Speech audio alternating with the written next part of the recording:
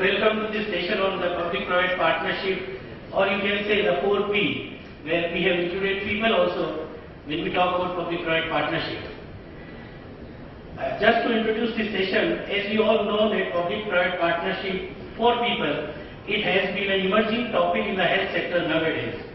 Almost all the government, all the private sector, not in India but also in the other countries, are looking for the partnership for better health outcomes.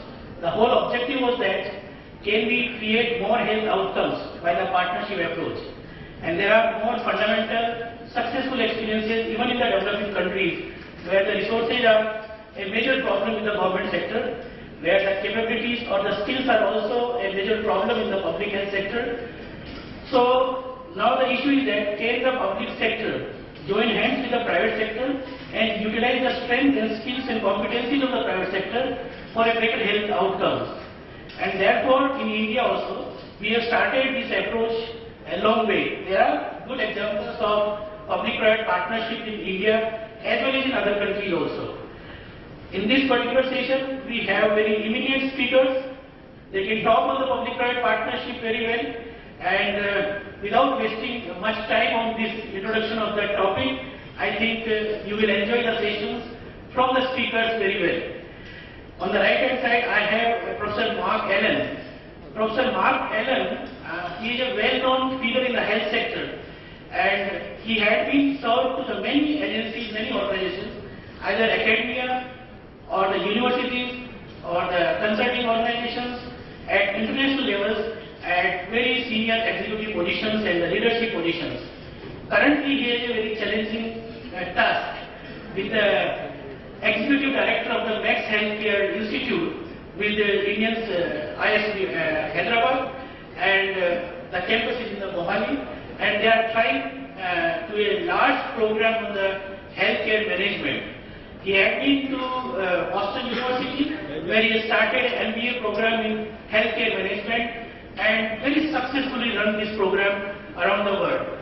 He has developed a lot of international executive development programs, not only on the public-private partnership, but the strategic planning, financial analysis, and the other important issues in the sector. Today, we are very happy to have Professor Mark Allen with this gathering, and I am very happy that the students of ISMR had this opportunity to listen to you and your opinions on the public-private partnership. So I welcome you. Please.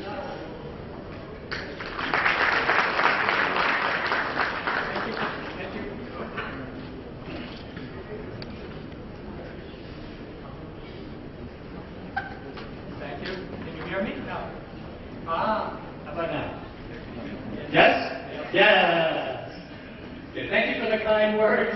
I'm not sure they're all deserved, but I won't argue any of them. I'll just accept it all.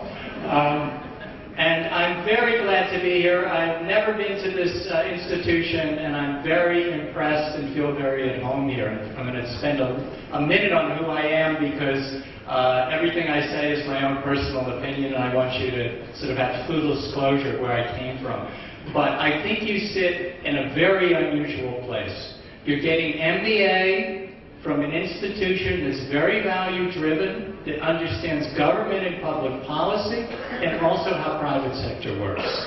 And I know in this country it's a challenge when you're young to have a career that feels successful and safe, but I urge you to look at what you want to do in your heart and how you can use skills that are very, very unusual in this country to make a difference. And if any of you, when you reach graduation, are interested in a job at the Max Institute, get in touch with me, because I really think you have an exceptional mix. I'm going to talk very briefly about me and then give my opinions. And I will give opinions on any topic except cricket, which I don't know much about. I span various worlds. I have an MBA from BU, but my first degree was social work. I was trained as a mental health clinician originally. I had an appointment for 5 years at the School of Medicine in Family Medicine at Boston University, and I've also worked with the School of Public Health. These are worlds that tend to live separately from each other, and when we look at public-private partnership, the biggest challenge is spanning worlds worlds that don't understand each other and don't trust each other. But that's where a lot of the value and power lies. And I think you are in a position to do that also. In regard to public-private partnership, I've oddly been on both sides. I was a bureaucrat who contracted for services from private providers, and in later years I was the private provider contracting with the state on some of the very same arrangements. In the same way, I ran a community health center funded by government insurance, and then later created a health plan that was government insurance funding health centers. So I have a sense of those two worlds and what those gaps are like. And I'm going to advocate that those gaps can be spanned, and tremendous value lies in doing that. This is a piece of American culture. How many of you know the expression, we're looking for a silver bullet? Have you heard that? No, it's not an Indian expression. Every other expression so far from U.S. people have known. A silver bullet means a simple solution. So the Lone Ranger had silver bullets because he only needed one shot.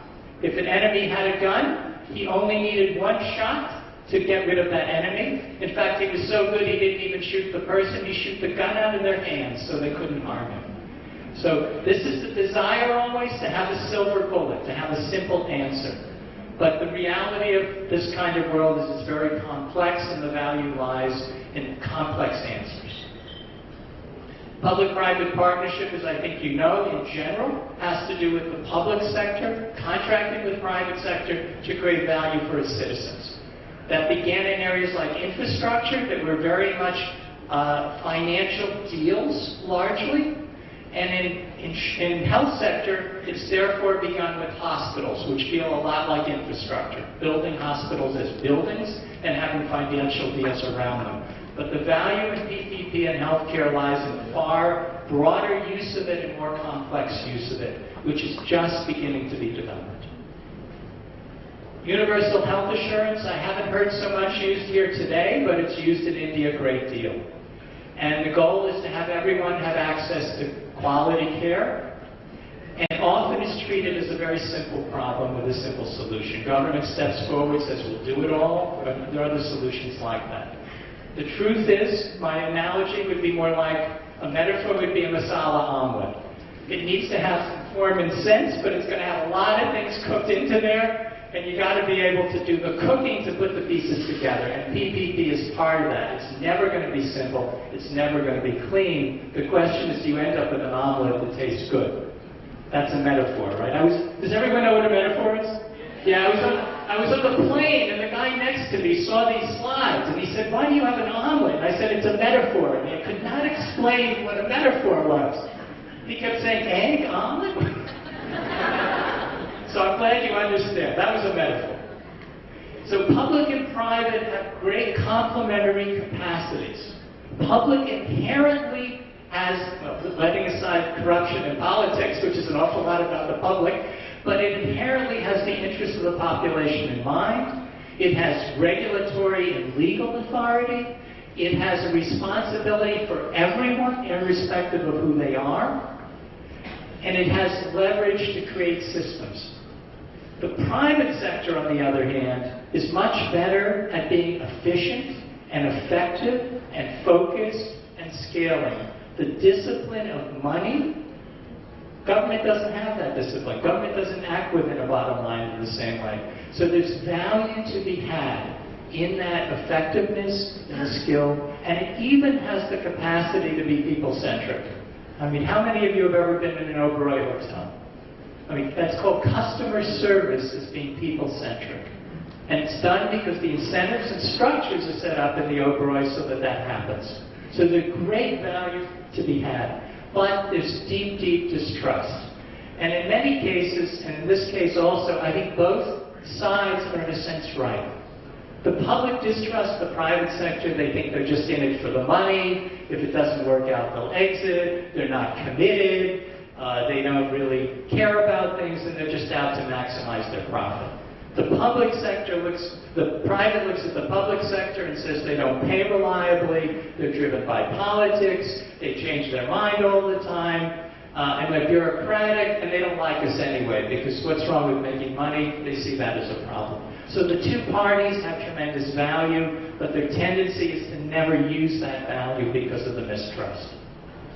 So these are my opinions, but I think PPP is an absolutely essential part of any serious attempt to have universal health assurance. I don't think the idea government can do it alone, I think is just patently unrealistic.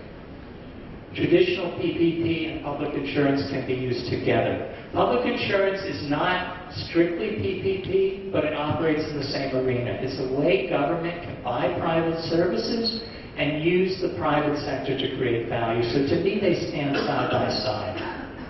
The private sector can be more efficient, create better quality, scale, and deliver patient-centered care. It can be highly innovative in the entrepreneurial side. Government, by its nature, has a hard time doing that. No bureaucrat is rewarded for taking big chances and doing things differently, but they're certainly punished for, quote, making mistakes. Private sector